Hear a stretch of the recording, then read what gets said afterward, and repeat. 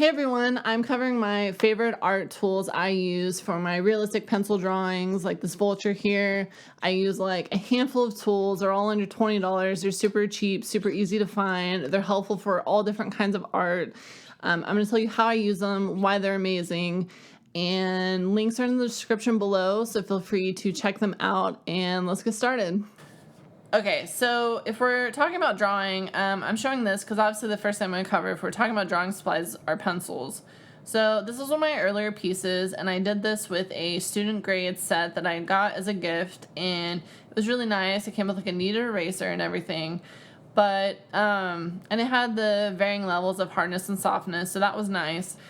But as I started to draw this piece and others, I noticed that I'd be laying down large areas of value, I'd be shading areas, and it would almost feel like there was sand in my graphite and it was scratching my paper. So then even if I went back over that same area and tried to shade more and kind of fix it, it would kind of indent the paper, and so it'd make it even harder, and it kind of just would never come back from that. And so I kind of had all these blemishes. You can also see that it did not blend very well, the student grade pencils. In his neck you can see, I mean, I was kind of creating texture because it is a man's neck.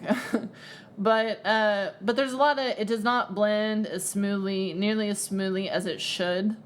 So the student grade pencils did not blend quite right. They would have little impurities in the graphite that were really difficult to deal with. And also I noticed that I would be working with the pencil and I would sharpen it, and then a chunk of it would break inside your pencil, and then the lead would fall out. You'd have like, you'd burn like an inch of your pencil just trying to sharpen broken lead. So that was also really terrible. If you're getting started drawing, pencils are definitely where you should put your money.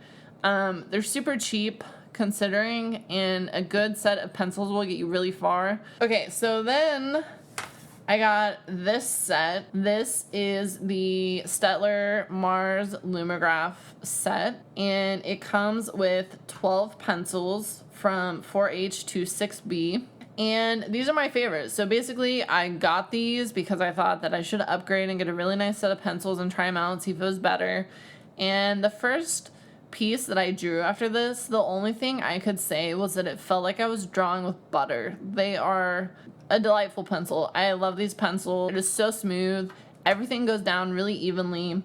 The separation between the hardness and softness is incredible. It's all super consistent, and I love that. So these are also super cheap. These are only like $12. You can sometimes get them for like $11. I have the link in the description below. This tin will last forever. I think I've done like entire 11 by 14 drawings, and I still have not gotten through this tin yet. But yeah, so I love the Staedtler. They are amazing. This is my personal set. Let's take a look. Okay. As you can see, they're heavily used. I have literally no order to my life. They are upside down, right side up. I have my favorite for B nub here. I love these. The nice thing, they also come pre-sharpened, this tin. So you can see here I made a coloring chart, and I won't call it a coloring chart because it's black and white. But I kind of outlined each pencil so you can kind of see, and I also blended half of the square so you can kind of see how well it blends or doesn't. So it's just really helpful to know how hard or how soft I want my pencil before I start laying down the value. So there is a bigger set you can get of these that have 20, and I do like those because they go as high as 9B, I believe, but they're double the price. So I think if you're just getting started and you want to try something out, this is a really great set, and you can kind of supplement as you go if you want a darker pencil. So another pencil I do recommend that I actually use are these Prismacolor Premiers. And I like these because I just mentioned the 9B, but these have the 6B, which the Staedtler has, but they also have a 7, 8, and a 9B in these, which is really delightful. The bad thing with these, let me open them, is that they don't come sharpened. So you should definitely make sure that you have a electric sharpener, because if you have a hand sharpener and you decide you want to sharpen all of these, you're definitely going to get a hand cramp. I don't know from experience, but just Just saying. As you can see, there are 3 missing, and those are literally the 3 darkest. And I really, really like their 9B. It is a really, really thick lead, and it goes down, and I use it for some of my darkest areas if I want to keep it purely graphite. The 9B in this set is really, really, really delightful, and I love it. These are also the same price as the Stellars. So if you can't find the Stetler or you can't find the Prismacolor, they are basically the same exact price, and I definitely recommend both of these pencils, but my preference is for the Stetler. There's just something about them that I can't say it enough is like drawing with butter. Especially with the right paper. They just go down so smooth. They're so even.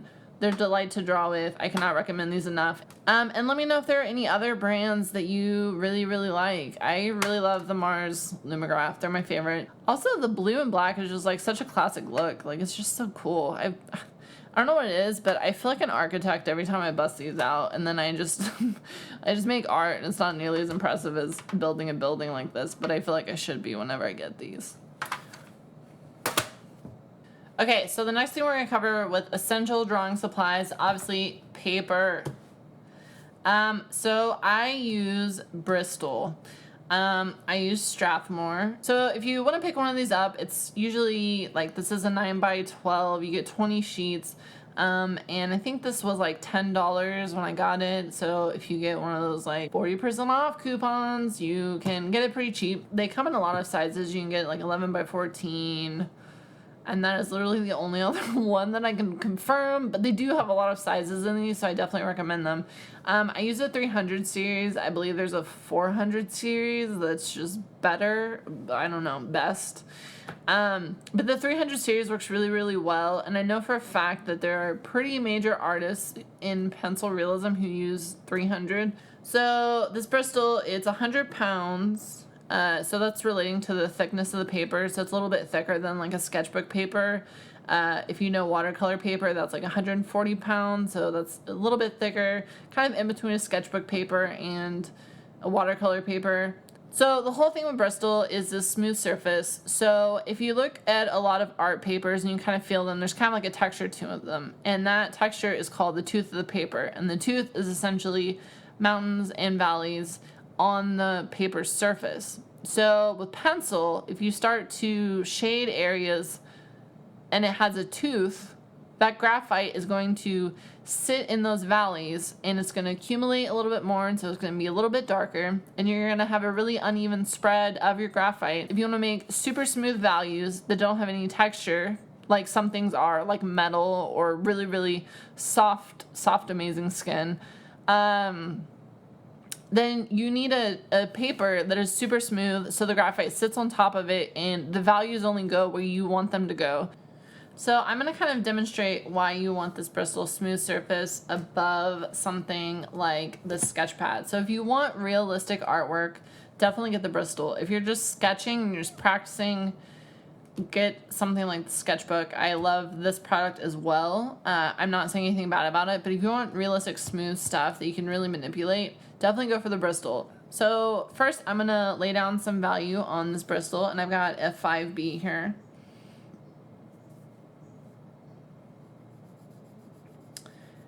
First off, this is some ASMR. You can see it's laying down like butter. It's super smooth, super even. Really any imperfections are probably my own.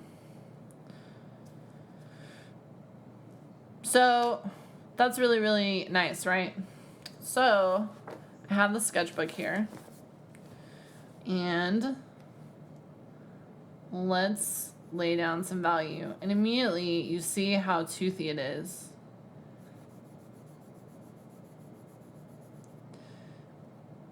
You'll see compared to this immediately lay down super smooth. You can't really see any tooth of the paper, but here you're already starting to see those valleys in the texture of the paper, and it feels smooth, but once you actually lay down value, you can really, that texture really comes to light.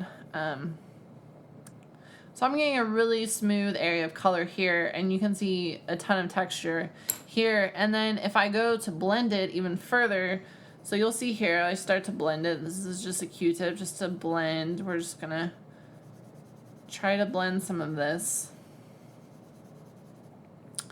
Okay, so that blended pretty well, right? This is pretty smooth. If we try to blend the toothy paper, first off, you can hear it.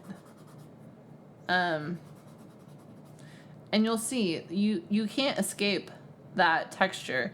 And obviously this isn't perfect because we just kind of did this real quick to demo, but you'll see there's so much more tooth in this paper and you're really struggling with it. If you want a really smooth look, there's no way you're ever going to get it with this. I mean, I can rub this all day. At some point you're going to start damaging your paper trying to rub out the tooth, and it's just never going to happen anyway.